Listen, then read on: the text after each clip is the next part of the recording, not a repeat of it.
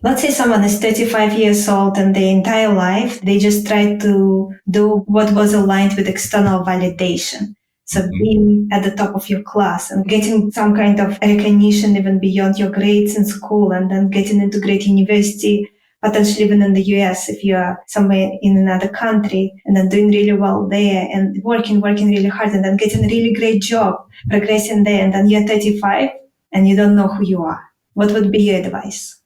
Yeah, that happens a lot. So first of all, you're not alone, right?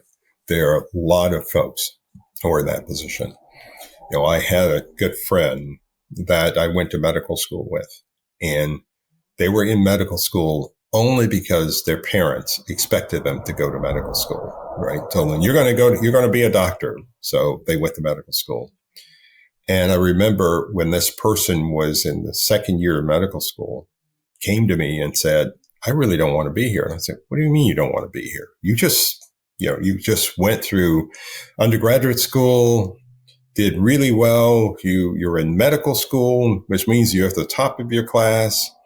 And you're telling me now you don't want to be here? And then I got the story about the parents and their expectations for this person. And I said, that was the problem, right? I said, and I asked the question, so what do you want to do? The person said, I don't know. I've never had the opportunity to think for my own, my own self.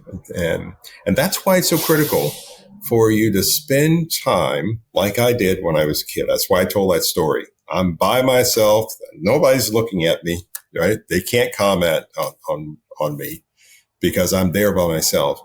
And that time allowed me to figure out who I was and what I was all about. And that became the foundation I believe, the foundation for my success. And so my advice to them was to tell their parents that, guess what? I don't want to go to medical school. It was a difficult conversation. But this person left medical school, went on and got a PhD in the field that they wanted to go into, and is very successful because it was their choice, not the person, not their parents or the people around us.